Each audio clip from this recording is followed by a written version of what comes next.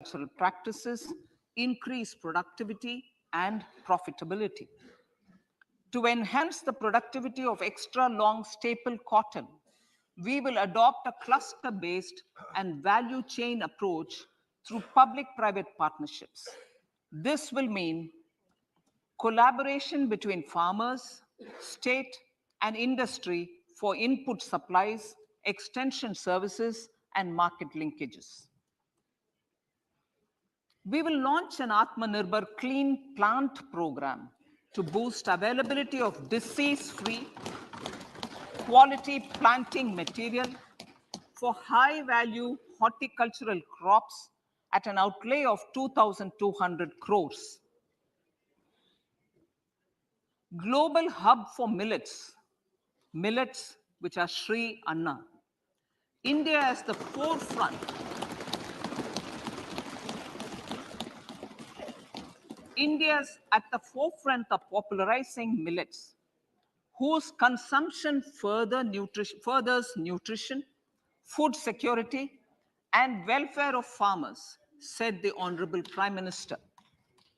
We are the largest producer and second largest exporter of Sri Anna in the world. We grow several types of Sri Anna, such as Sri Anna Jowar, Sri Anna Ragi, Sri Anna Bajra, Sri Anna Kutu, Ramdana, Kangni, Kutni, Kutki, Kodo, China, and Sama. These have a number of health benefits and have been an integral part of our food for centuries. I acknowledge with pride the huge service done by small farmers in contributing to the health of fellow citizens by growing these Sri Anna. Now, to make India a global hub for Sri Anna, the Indian Institute of Millet Research, ideally Indian Institute of the Sri Anna Research, Hyderabad, will be supported as the center of excellence for sharing best practices, research, and technologies at the international level. The agricultural credit target will be increased to 20 lakh crores with focus on animal husbandry, dairy, and fisheries. We will launch a new sub-scheme of PM Matsya Sampada Yojana, which is an existing scheme, but we launch a new sub-scheme with targeted investment of 6,000 crores to further enable activities of fishermen, fish vendors, and micro and small entrepreneurs, improve value chain efficiencies, and expand the market.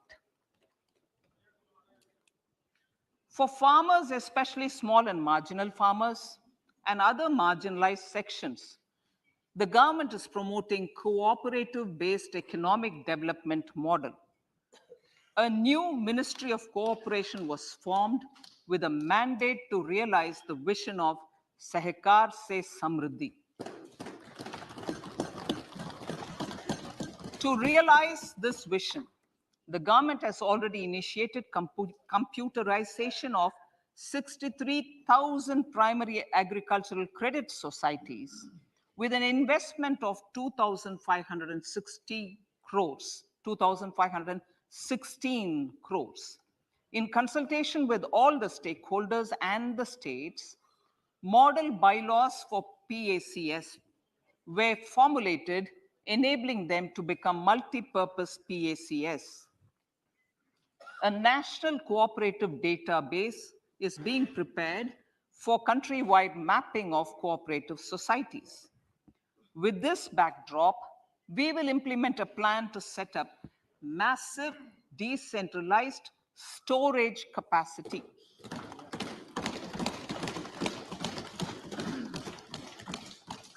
This will help farmers store their produce and realize remunerative prices through sale at appropriate times.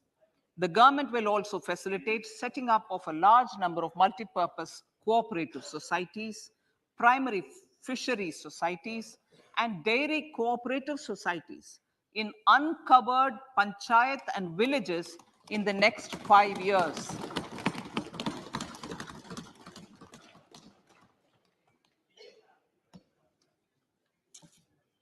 Health, education, and skilling. 157 new nursing colleges will be established in co-location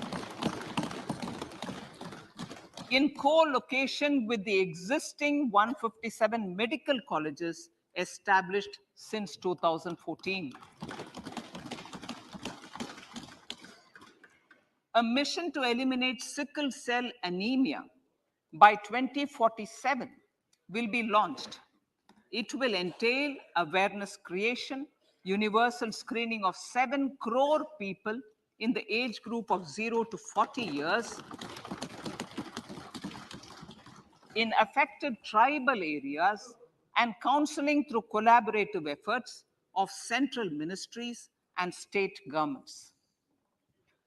Facilities in select ICMR labs, Indian Council for Medical Research labs, will be made available for research by public and private medical college faculty and private sector R&D teams for encouraging collaborative research and innovation.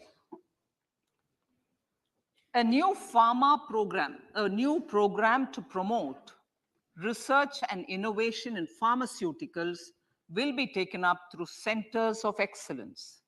We shall also encourage industry to invest in research and development in specific priority areas. Dedicated multidisciplinary courses for medical devices will be supported in existing institutions to ensure availability of skilled manpower for futuristic medical technologies, high-end manufacturing, and research. Teachers training. Teachers training will be re-envisioned through innovative pedagogy, curriculum transaction, continuous professional development, dipstick surveys, and ICT implementation. The District Institute of Education and Training will be developed as vibrant institutes of excellence for this purpose.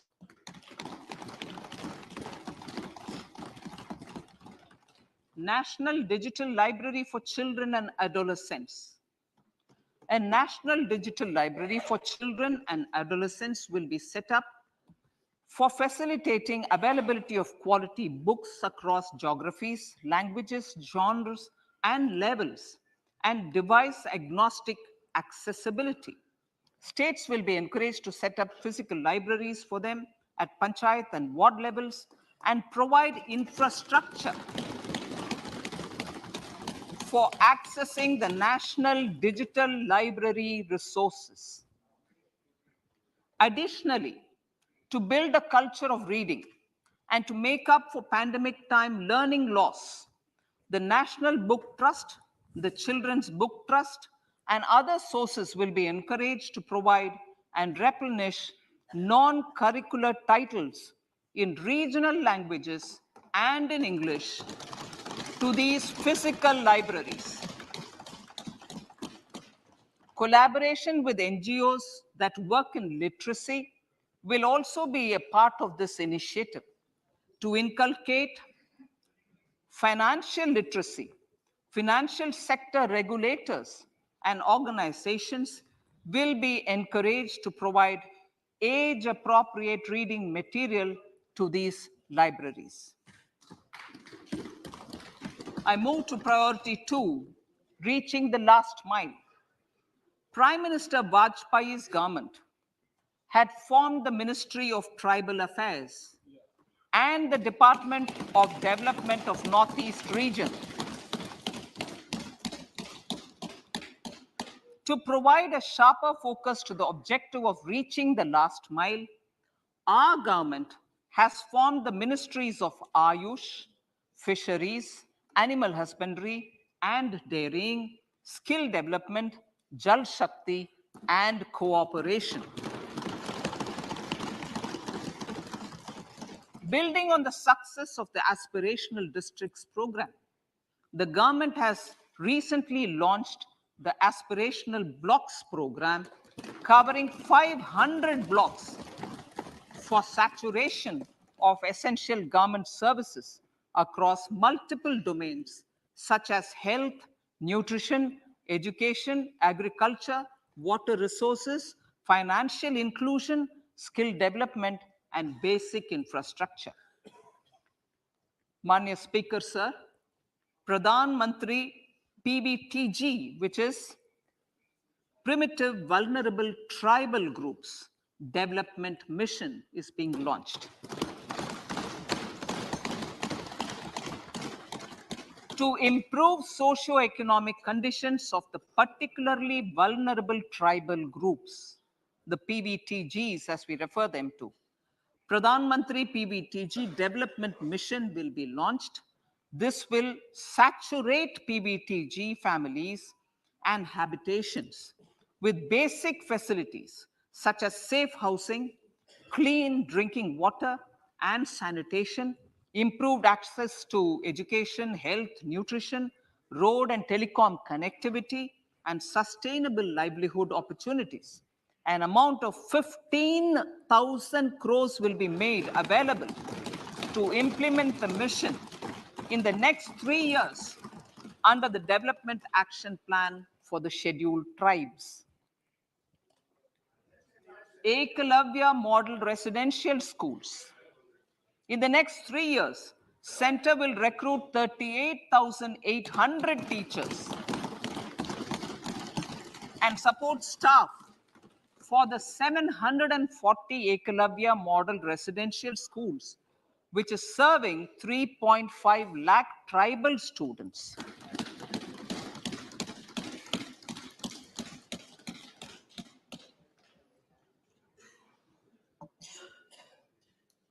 In the drought-prone central regions of Karnataka, central assistance of 5,300 crore will be given to Upper Bhadra project to provide sustainable micro irrigation and filling up of surface tanks for drinking water.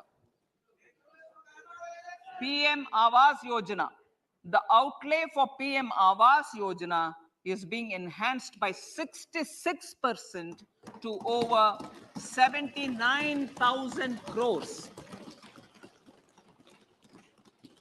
Bharat Shared Repository of Inscriptions will be set up in a digital epigraphy museum with digitization of 1 lakh ancient inscriptions in the first stage. Support for poor prisoners.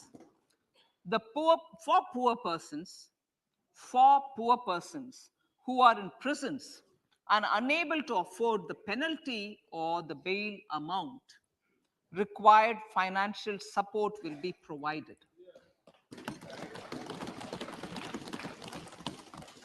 Priority number 3, infrastructure and investment. Investments in infrastructure and productive capacity have a large multiplier impact on growth and employment. After the subdued period of the pandemic, private investments are growing again. The budget takes the lead once again to ramp up the virtuous cycle of investment and job creation. Honorable Speaker, sir, the capital investment outlay is being increased steeply for the 3rd year in a row by 33% to 10 lakh crores, which would be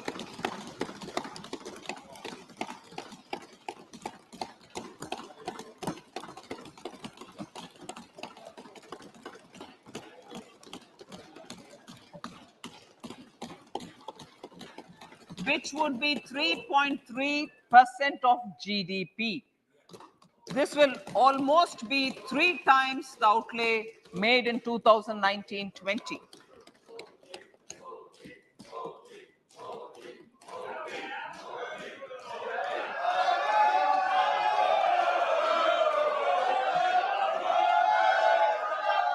This substantial increase in recent years is central to the government's efforts to enhance growth potential and job creation, crowd in private investments, and provide a cushion against global headwinds. The direct capital investment by the center is complemented by the provision made for creation of capital assets through grants and aids to state. The effective capital expenditure of the center is budgeted at 13.7 lakh crore rupees, which will be 4.5% of GDP.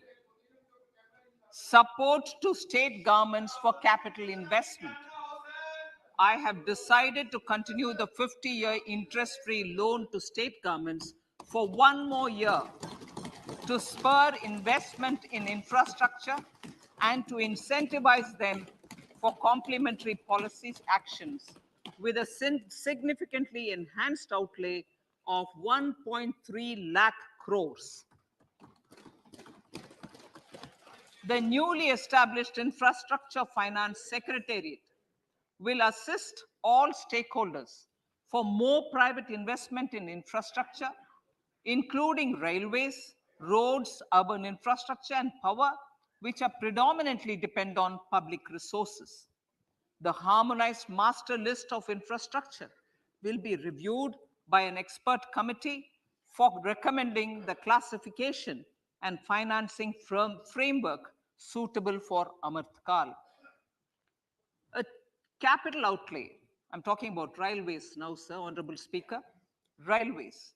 A capital outlay of 2.40 lakh crores has been provided for the railways.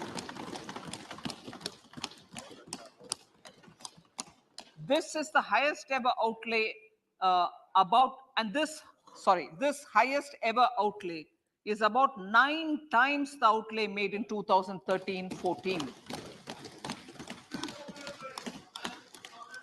100 critical transport infrastructure projects for last and first mile connectivity for ports, coal, steel, fertilizer, and food grain sectors have been identified. They will be taken up on priority with investment of 75,000 crores, including 15,000 crore from private sources. 50 additional airports, heliports, water aerodromes, and advanced landing grounds will be revived for improving regional air connectivity.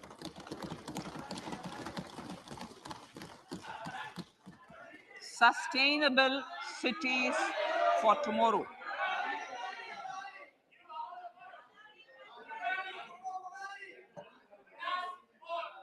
States and cities will be encouraged to undertake urban planning reforms and actions to transform our cities into sustainable cities of tomorrow. This means efficient use of land resources, adequate resources for urban infrastructure, transit-oriented development, enhanced availability and affordability of urban land, and opportunities for all.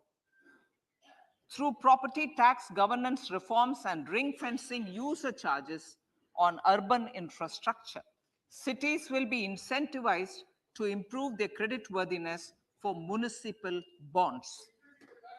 Like the RIDF, an urban infrastructure development fund will be established through use of priority sector lending shortfall.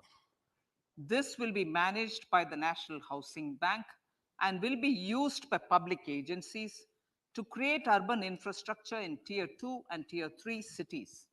States will be encouraged to leverage resources from the grants of the 15th Finance Commission as well as existing schemes to adopt appropriate user charges while accessing the UIDF. We expect to make available 10,000 crore rupees per annum for this purpose. All cities and towns will be enabled for 100% mechanical desludging of septic tanks and sewers to transition from manhole to machine hole mode.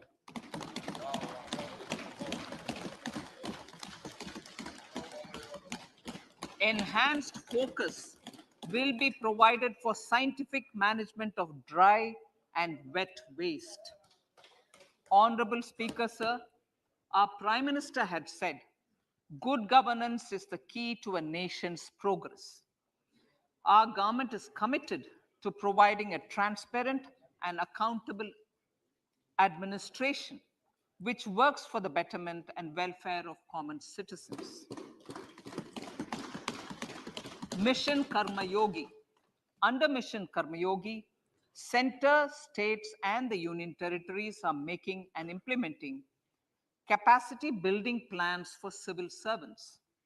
The government has also launched an integrated online training platform, I Got Karma Yogi, to provide continuous learning opportunities for lakhs of government employees to upgrade their skills and facilitate people-centric approach.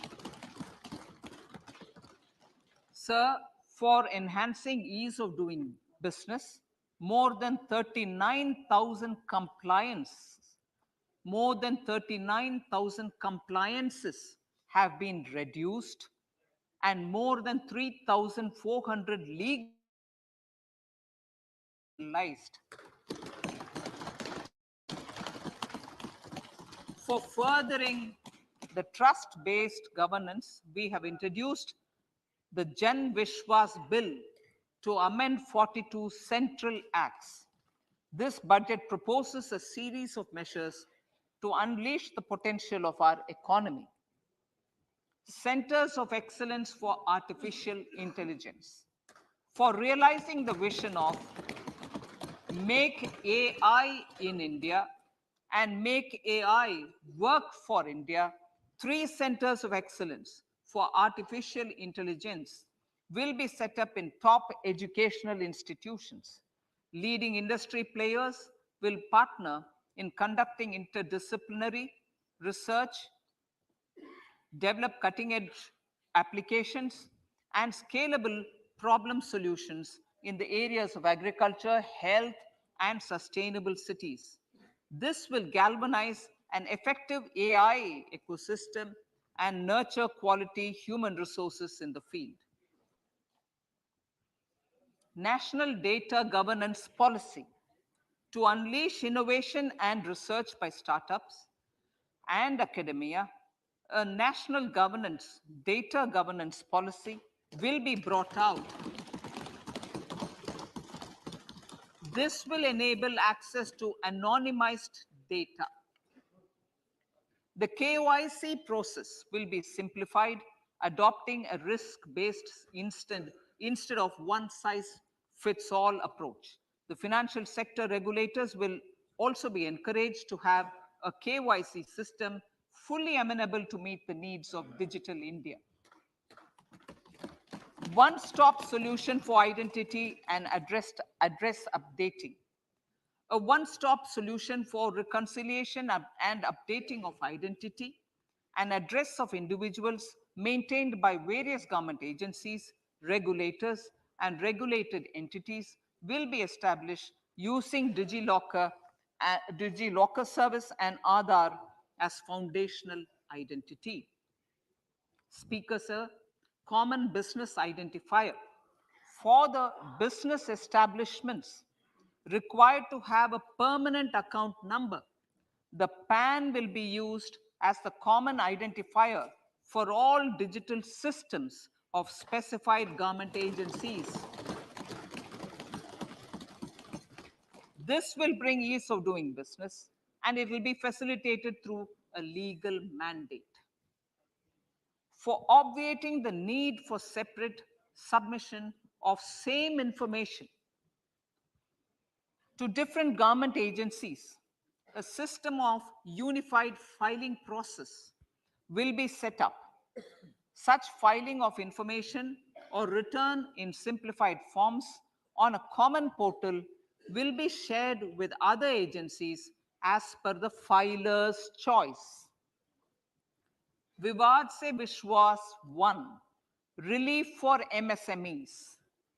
In cases of failure by MSMEs to execute contracts, During the COVID period, 95% of the forfeited amount relating to the bid or performance security will be returned to them by government and government undertakings.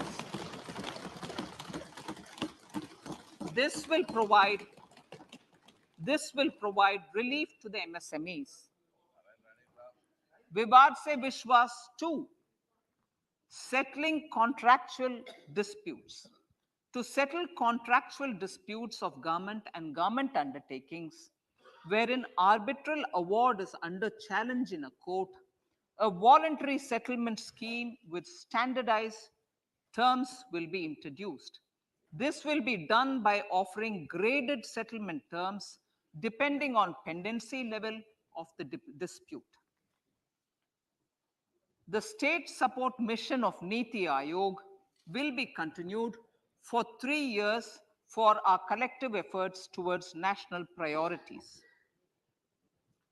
Result-based financing. To better allocate scarce resources for competing development needs, the financing of select schemes will be changed on a pilot basis from input-based to result-based. E-courts.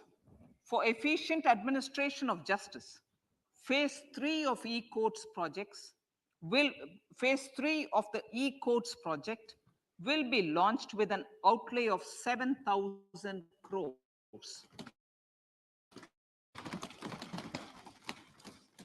Fintech services in India have been facilitated by our digital public infrastructure, including Aadhaar, PM Jandan Yojana, Video, KYC, India Stack, and UPI. To enable more fintech innovative services, the scope of documents available in DigiLocker for individuals will be expanded. An entity DigiLocker will be set up for the use by MSMEs, large businesses, and also charitable trusts. This will be towards storing and sharing documents online securely whenever needed with various authorities, regulators, banks, and other business entities. 5G services. 100 labs for developing applications using 5G services will be set up in engineering institutions.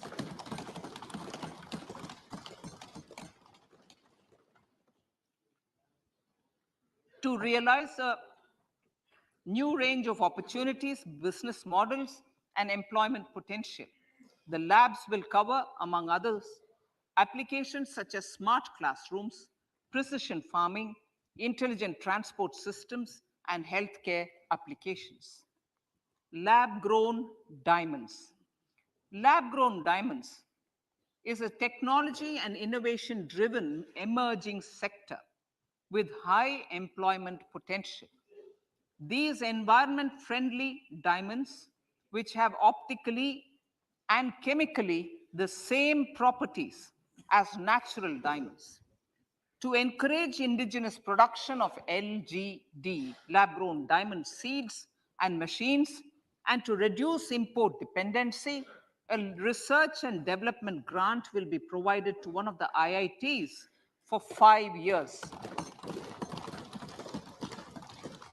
To reduce the cost of production, a proposal to review the custom duty on LGD seeds will be indicated in Part B of the speech. I come to the fifth priority, Honorable Speaker, sir, green growth. Honorable Prime Minister has given a vision for life or lifestyle for environment to spur a movement of environmentally conscious lifestyle. India is moving forward firmly for the Panchamrit, the net zero carbon emission by 2070 to usher in green industrial and economic transition. This budget builds on our focus on green growth. The recently launched National Green Hydrogen Mission, with an outlay of 19,700 crores, will facilitate transition of the economy to low carbon intensity, reduce in dependence on fossil fuel imports and make the country assume technology and market leadership in this sunrise sector. Our target is to reach an annual production of 5 MMT by 2030.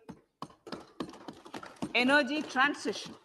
This budget provides for 35,000 crores for priority capital investment towards energy transition and net zero objectives and energy security by Ministry of Petroleum and Natural Gas. To steer the economy on sustainable development path, battery energy storage systems with capacity of 4,000 MWH will be supported with viability gap funding. A detailed framework for pumped storage projects will also be formulated. Renewable energy evacuation. The interstate transmission system for evacuation and grid integration of 13 gigawatt renewable energy from Ladakh will be constructed with investment of 20,700 crore, including central support of 8,300 crores. Green Credit Program. For encouraging behavioral change, a green credit program will be notified under the Environment Protection Act. This will incentivize environmentally sustainable and responsive actions by companies, individuals, and local bodies, and help mobilize additional resources for such activities. PM Program for Restoration, Awareness, Nourishment, and Amelioration of Mother Earth, PM Pranam, will be launched to incentivize states and union territories to promote alternative fertilizers and balanced use of chemical fertilizers. Go Bardhan Scheme. 500 new waste to wealth plants under Gobardhan, galvanizing organic bio-agro resources done. Gobardhan scheme will be established for promoting circular economy. These will include 200 compressed biogas plants, including 75 plants in urban areas and 300 community or cluster-based plants at a total investment of 10,000 crores.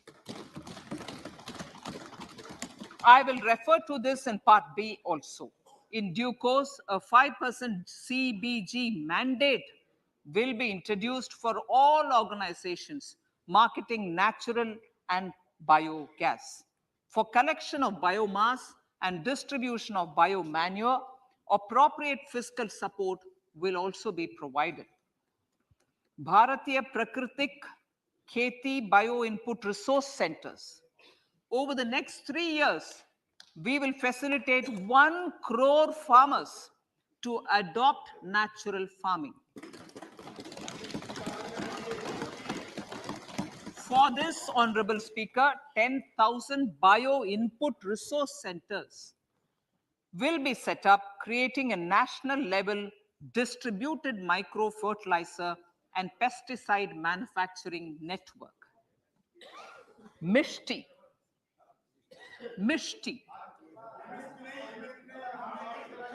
Building on India's success in afforestation, mangrove initiative for shoreline habitats and tangible incomes, Mishti, will be taken up for mangrove plantation along the coastline and on salt pan lands wherever feasible through convergence between Manrega, Campa Fund and other sources.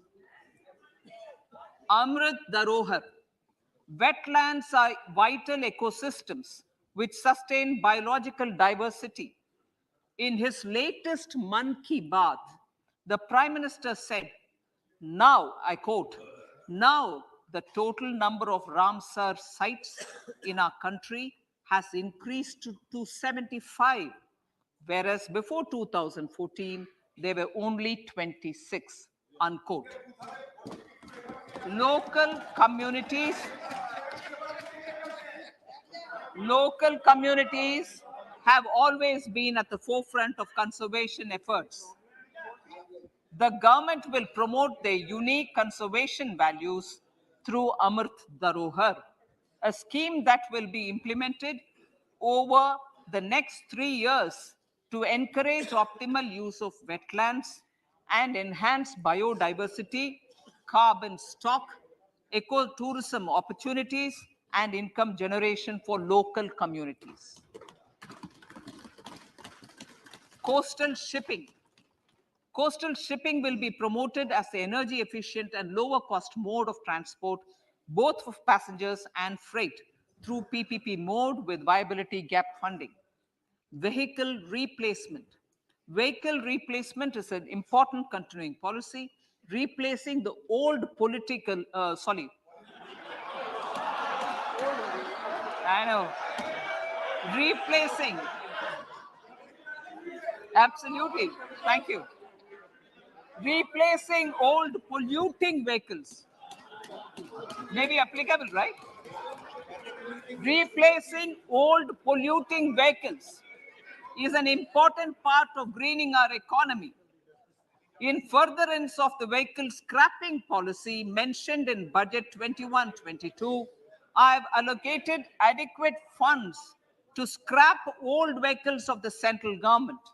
States will also be supported in replacing old vehicles and old state ambulances. Honorable Speaker, sir, I move to priority 6, youth power. To empower our youth and help the Amrit PD realize their dreams, we have formulated the National Education Policy, which is very wide in its scope, but one of the things is also to focus on skilling, adopted economic policies that facilitate job creation at scale and have supported business opportunities.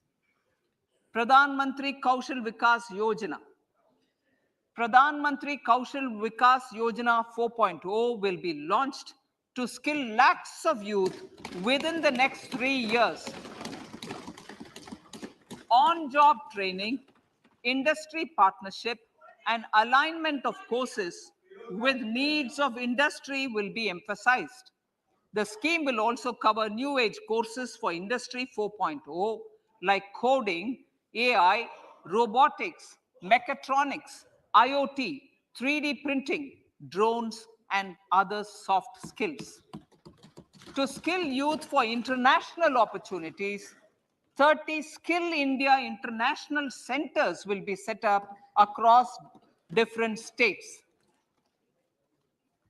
The digital ecosystem for skilling will be further expanded with the launch of a unified Skill India digital platform for enabling demand-based formal skilling, linking with employers, including MSMEs, and facilitating access to entrepreneurship schemes. To provide stipend support to 47 lakh youths in 3 years, direct benefit transfer under a pan-India national apprenticeship promotion scheme will be rolled out. Tourism. Honorable Speaker, sir, with an integrated and innovative approach, at least 50 destinations will be selected through challenge mode. In addition to aspects such as physical connectivity, virtual connectivity, tourist guides, high standards for food streets, and tourist security, all the relevant aspects would be made available on an app to enhance tourist experience. Every destination would be developed as a complete package. The focus of development of tourism would be on domestic as well as foreign tourists.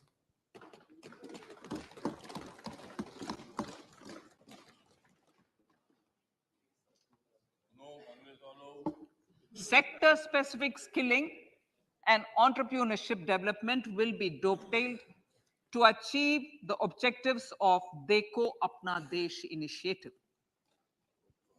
This was launched as an appeal by the Honorable Prime Minister to the middle class to prefer domestic tourism over international tourism. The integrated development of theme-based tourist circuits, the Swadesh Darshan scheme, was also launched. Under the Vibrant Villages program, tourism infrastructure and amenities will be facilitated in border villages. Unity Mall. States will be encouraged to set up a Unity Mall in their state capital or most prominent tourism center or the financial capital for promotion and sale of their one district, one product and GI products and other handicraft products, and for providing space for such products of all other states as well. Sir, priority number 7, financial sector. Our reforms in the financial sector and innovative use of technology have led to financial inclusion at scale, better and faster service delivery, ease of access to credit, and participation in financial markets.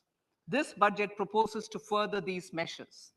Credit guarantee for MSMEs. Last year, I proposed revamping of the credit guarantee scheme for the MSMEs.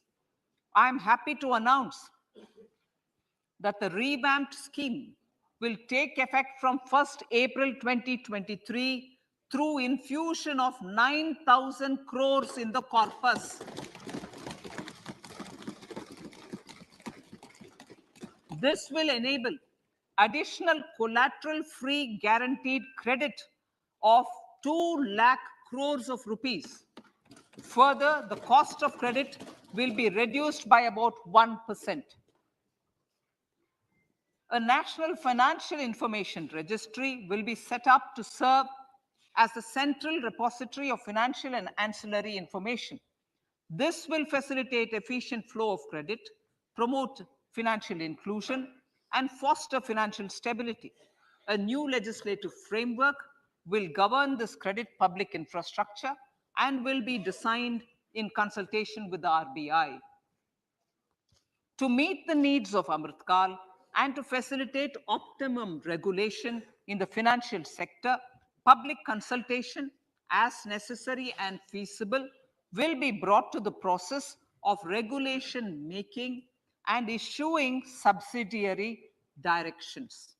To simplify, to ease, and to reduce cost of compliance, financial sector regulators will be requested to carry out a comprehensive review of existing regulations. For this, they will consider suggestions from public and regulated entities.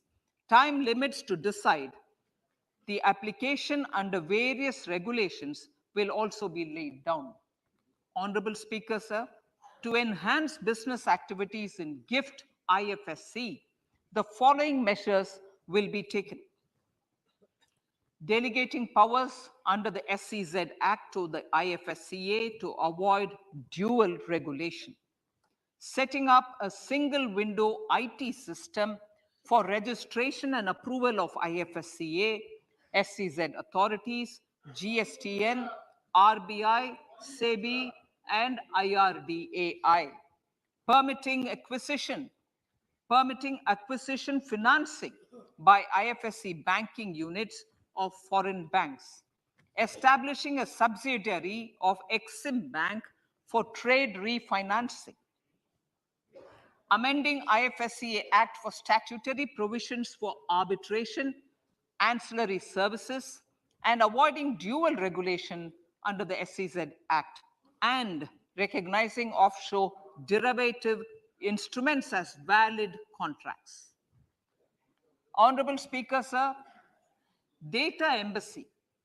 For countries looking for digital continuity solutions, we will facilitate setting up of their data embassies in GIFT IFSC.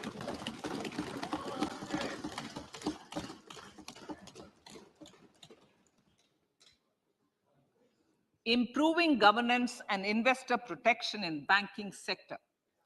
To improve bank governance and enhance investors' protection, certain amendments to the Banking Regulation Act, the Banking Companies Act, and the Reserve Bank of India Act are being proposed.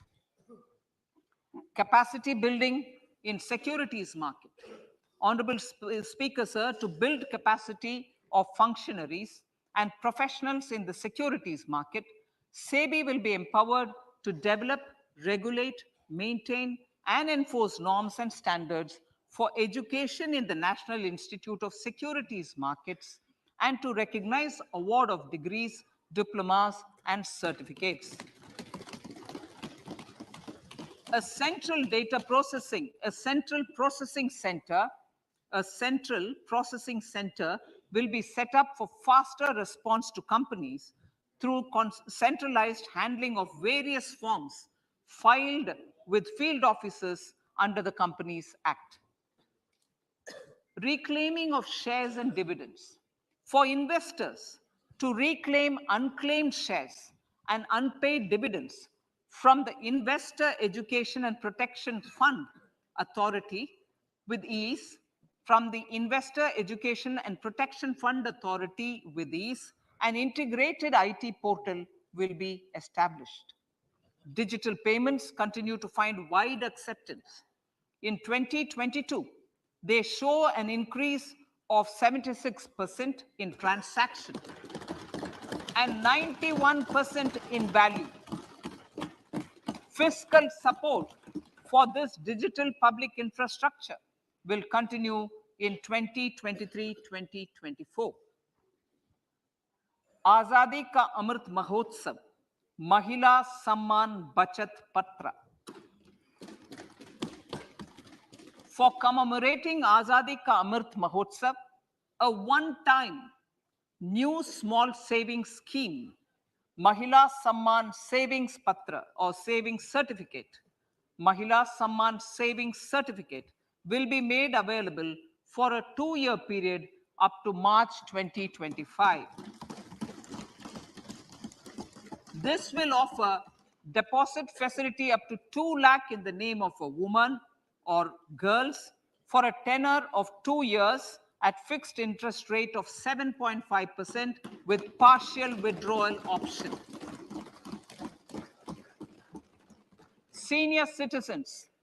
The maximum deposit limit for senior citizens savings scheme will be enhanced from 15 lakh to 30 lakhs of rupees.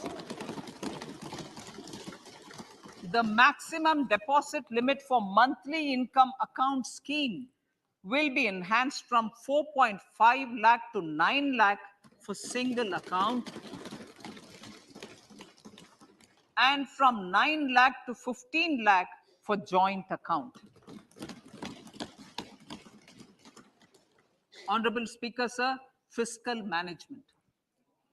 50 years interest-free loan to states. The entire 50-year loan to states has to be spent on capital expenditure within 2023-24. Most of this will be at the discretion of the states, but a part will be conditional on states increasing their actual capital expenditure. Parts of the outlay will also be linked to or allocated for the following purposes: scrapping old government vehicles, urban planning reforms and actions, financing reforms in urban local bodies to make them credit-worthy for municipal bonds, housing for police personnel above or as part of the police station, constructing unity malls, children and adolescent libraries and digital infrastructure, and state share of capital expenditure of central schemes. Honorable Speaker, sir, fiscal deficit of states.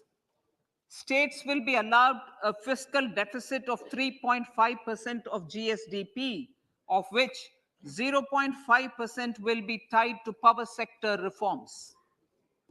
Revised estimates 2022 to 2023.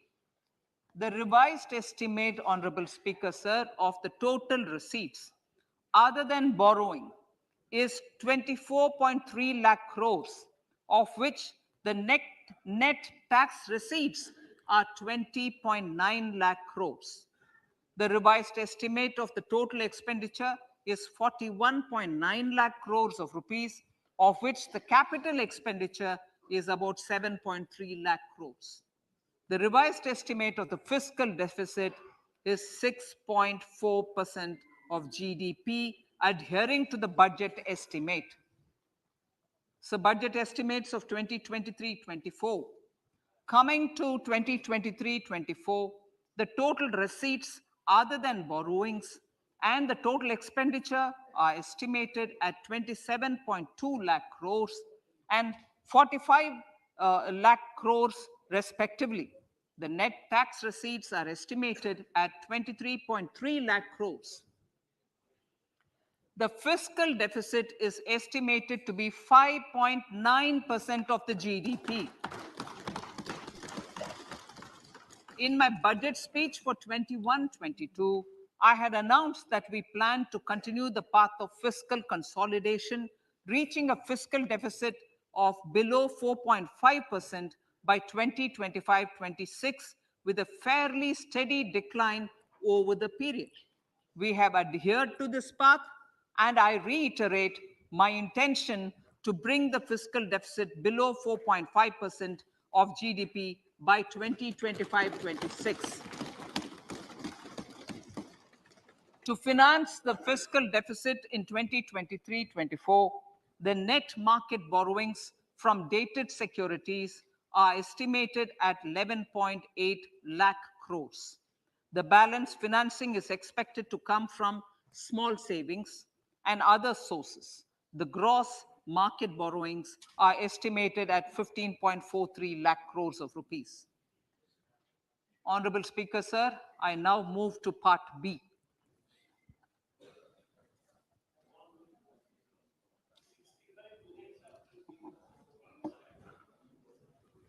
Indirect taxes.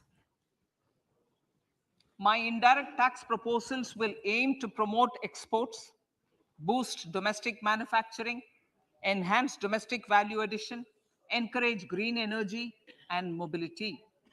A simplified tax structure with fewer tax rates helps in reducing compliance burden and improving tax administration. I propose to reduce the number of basic customs duty rates on goods other than textiles and agriculture from 21 to 13. As a result, there are minor changes in the basic custom duties, cesses and surcharges on some items including toys, bicycle, automobiles and naphtha. Green mobility. To avoid cascading of taxes on blended compressed natural gas, I propose to exempt excise duty on GST paid compressed biogas contained in it. To further provide impetus to green mobility, customs duty exemptions is being extended to import of capital goods and machinery required for manufacture of lithium-ion cells for batteries used in electrical vehicles as well. Electronics. As a result of various initiatives of the government, including phased manufacturing program, mobile phone production in India has increased from 5.8 crore units valued at about 18,900 crore in 2014-15 to 31 crore units valued at 2,75,000 crore in the last financial year. To further deepen domestic value addition in manufacturing of mobile phones, I propose to provide relief to customs duty. I propose to provide relief in customs duty on import of certain parts and inputs like camera lens and continue the concessional duty on lithium-ion cells for batteries for another year. Similarly, to promote value addition in manufacture of televisions, I propose to reduce the basic customs duty on parts of open cells of TV panels to 2.5%.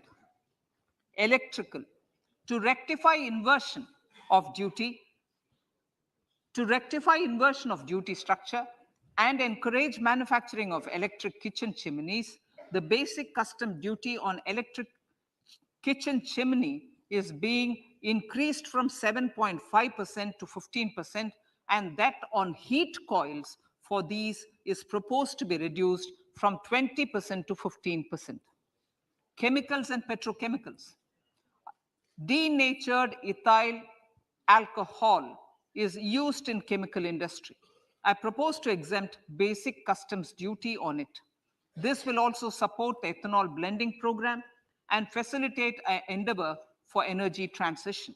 Basic customs duty is also being reduced on acid grade fluorospar from 5% to 2.5% to make the domestic fluorochemicals industry competitive.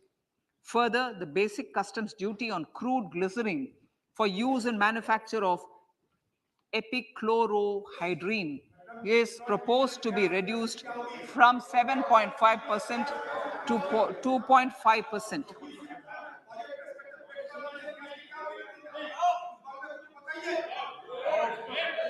Marine products. In the last financial year, marine products recorded the highest export growth, benefiting farmers in the coastal states of the country. To further enhance the export competitiveness of marine products, particularly shrimps, duty is being reduced on key inputs for domestic manufacture of shrimp feed. India is a global leader, as I said in part A, in cutting and polishing of natural diamonds, contributing about 3/4 of the global turnover by value.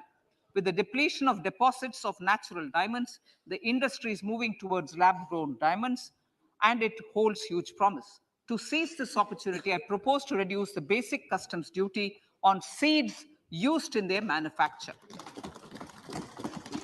Custom duties on door or dore and bars of gold and platinum were increased earlier this fiscal. I propose to increase the duties on articles made therefrom to enhance the duty differential. I also propose to increase the import duty on silver doors, bars, and articles to align them with that on gold and platinum. To facilitate availability of raw materials for the steel sector, exemptions from basic custom duty on raw materials for manufacture of CRGO steel, ferrous scrap, and nickel cathode is being continued. Similarly, the concessional BCD of 2.5% on copper scrap is also being continued to ensure the availability of raw materials for secondary copper producers who are mainly in the MSME sectors. Compounded rubber.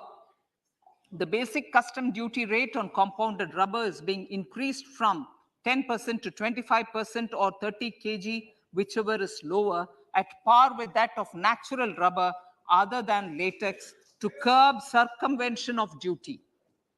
Cigarettes. National calamity contingent duty on specified cigarettes was last revised 3 years ago. This is proposed to be revised upwards by about 16%. Direct taxes. I now come to my direct tax proposals. Honorable Speaker, these proposals aim to maintain continuity and stability of taxation, further simplify and rationalize various provisions to reduce the compliance burden, promote the entrepreneurial spirit, and provide tax relief to citizens. It has been constant endeavor of the Income Tax Department to improve taxpayers' services by making compliance easy and smooth. Our taxpayers portal received a maximum of 72 lakh returns in a day, processed more than 6.5 crore returns this year. Average processing period reduced from 93 days in financial year 13-14 to 16 days only now. And 45% of the returns were processed within 24 hours. We intend to further improve this, roll out the next generation common IT return form for taxpayer convenience, and also plan to strengthen the grievance redressal mechanism. MSMEs and professionals.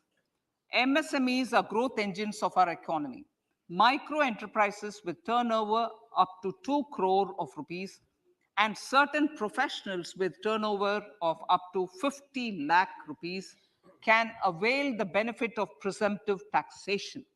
I propose to provide enhanced limits of 3 crore and 75 lakh respectively to the taxpayers whose cash receipts are no more than 5%.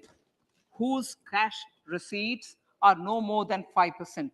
Moreover, to support MSMEs in timely receipt of payments, I propose to allow deduction for expenditure incurred on payments made to them only when payment is actually made.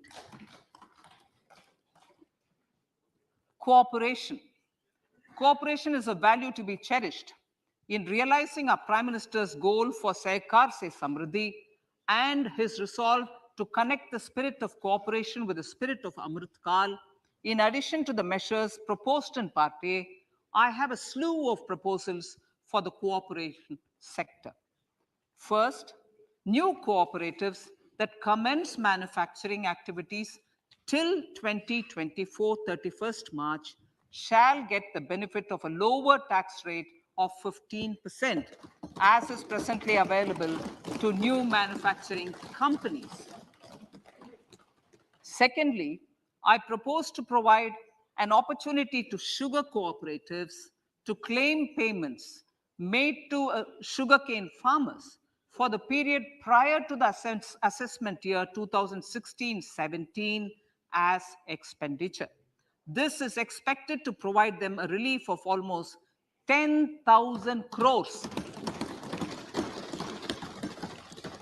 Thirdly, I'm providing a higher limit of 2 lakh per member for cash deposits to loans in cash by primary agricultural cooperative societies and primary cooperative agriculture and rural development banks. I repeat that. Thirdly, I'm providing a higher limit of 2 lakh per member for cash deposits to and loans in cash by primary agricultural cooperative societies and primary cooperative agricultural and rural development banks. Similarly, a higher limit of 3 crore for TDS on cash withdrawal is being provided to cooperative societies. Startups.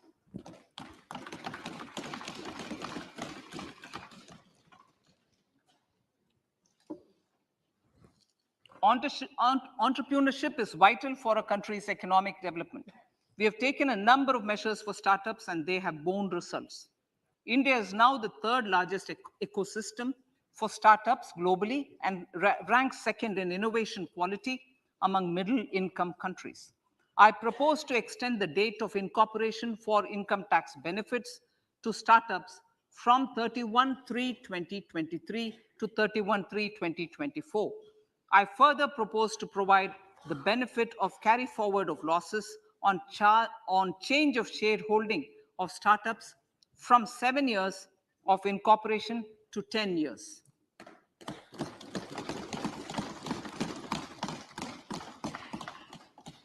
To reduce the pendency of appeals at commissioner level, I propose to deploy about 100 joint commissioners for disposal of small appeals. We shall also be more selective in taking up cases for scrutiny of returns already received this year. Better targeting of tax concessions. For better targeting of tax concessions and exemptions, I propose to cap deduction from capital gains on investment in residential house under Section 54 and Section 54F to 10 crores. Another proposal with similar intent is to limit income tax exemption from proceeds of insurance policies with very high value. Rationalization. Honorable Speaker, sir, there are a number of proposals relating to rationalization and simplification.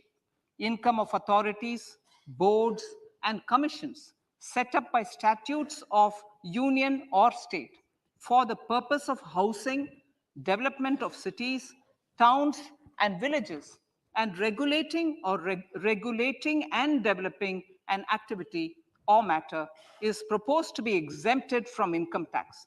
Other major measures in this direction are removing the minimum threshold of 10,000 for TDS and clarifying taxability relating to online gaming, conversion of gold into electronic gold receipts and vice versa as capital gains, reducing the TDS rate from 30% to 20% on taxable portion of EPF withdrawals in non-PAN cases, and taxation on income for market-linked debentures. Other major proposals in the finance bill relate to the following: extension of period of tax benefits to funds relocating to IFSC, GIFT City till 31/3/2025, decriminalization under Section 276A of the Income Tax Act, allowing carry forward of losses on strategic disinvestment, including that of IDBI Bank, and providing EEE status to Agniveer Fund. Personal income tax.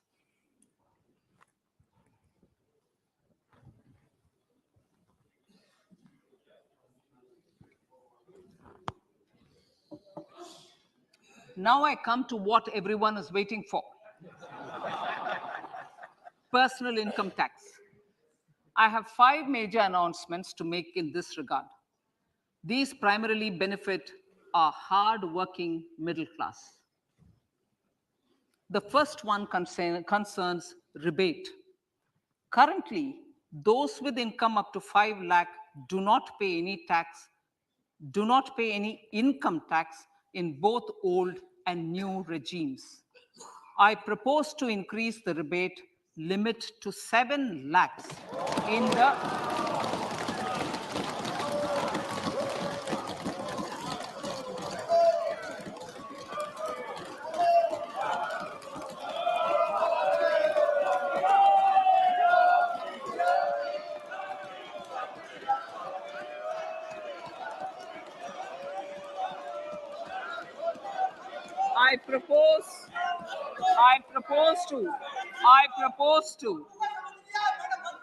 I propose to increase the rebate limit to 7 lakh in the new tax regime. Thus, persons in the new tax regime with income up to 7 lakhs will not have to pay any tax at all. The second proposal relates to middle class individuals. I had introduced in the year 2020 the new personal income tax regime with 6 income slabs starting from 2.5 lakh. I propose to change the tax structure in this regime by reducing the number of slabs to 5 and increasing the tax exemption limit to 3 lakhs. The new tax rates are 0 to 3 lakh, nil. 3 to 6 lakhs, 5%. 6 to 9 lakhs, 10%. 9 to 12 lakh, 15%. 12 to 15 lakhs, 20%. And above 15 lakhs, 30%. This will provide major relief to all taxpayers in the new regime. An individual with an annual income of 9 lakhs will be required to pay only 45,000 rupees. This is only 5% of his or her income. It is a reduction of 25% on what he or she is required to pay now. That is 60,000. So in the place of 60,000, it is now only 45,000. Similarly, an individual with an income of 15 lakh rupees would be required to pay only 1.5 lakh or 10% of his income or her income, a reduction of 20% from the existing liability of 1,87,500 rupees. My third proposal is for the salaried class and the pensioners, including family pensioners, for whom I propose to extend the benefit of standard deduction to the new tax regime. Each salaried person with an income of 15.5 lakh rupees or more will thus stand to benefit by 52,500 rupees. My fourth announcement in personal income tax is regarding the highest tax rate, which in our country is 42.74%. This is among the highest in the world. I propose to reduce the highest surcharge rate from 37% to 25% in the new tax regime.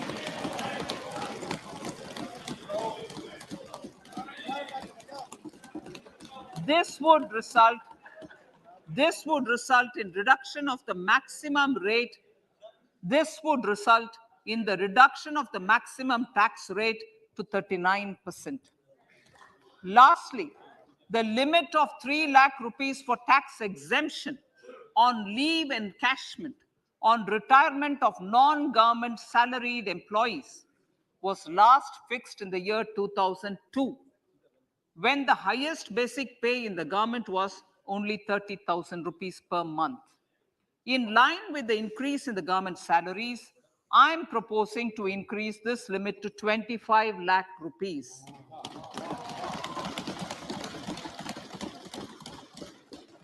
We are also making the new income tax regime as the default tax regime.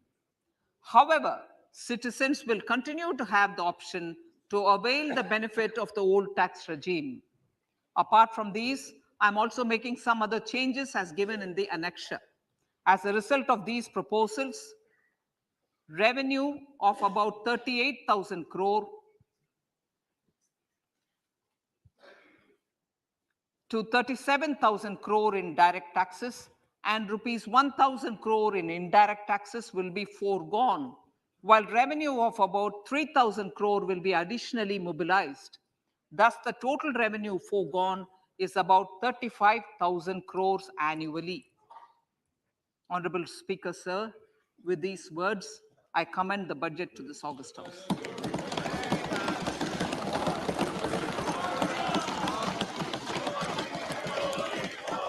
One hour, 25 minutes. Item number 1 माननीय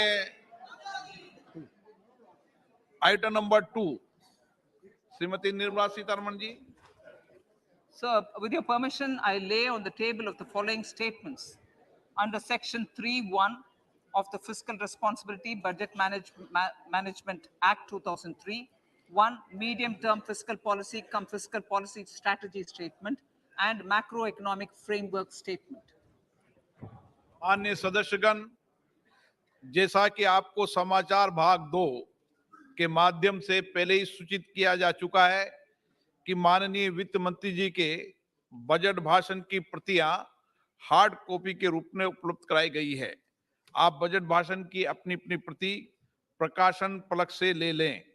आपको ये भी सूचित किया जाता है कि माननीय मंत्री द्वारा बजट प्रस्तुत किए जाने के पश्चात उसकी प्रतियां आपको मेंबर्स पोर्टल के माध्यम से उपलब्ध करा दी जाएगी. आइटम नंबर 3 माननीय मंत्री जी, वित्त मंत्री जी. Sir, with your permission, I rise to move for leave to introduce the Finance Bill 2023. प्रश्न ये कि विधेयक को पुनर्स्थापित करने की अनुमति प्रदान की जाए. जो सदस्य इसके पक्ष में हाँ कहें, जो सदस्य विरोध में ना कहें. मेरे विचार में निर्णय हाँ वालों के पक्ष में. माननीय मंत्री जी विधेयक को पुनर्स्थापित करें. Sir, I introduce the bill. सभा की कार्रवाई कल गुरुवार दिनांक 2 फरवरी 2023 को प्राप्त 11 बजे तक के लिए स्थगित की जाती है.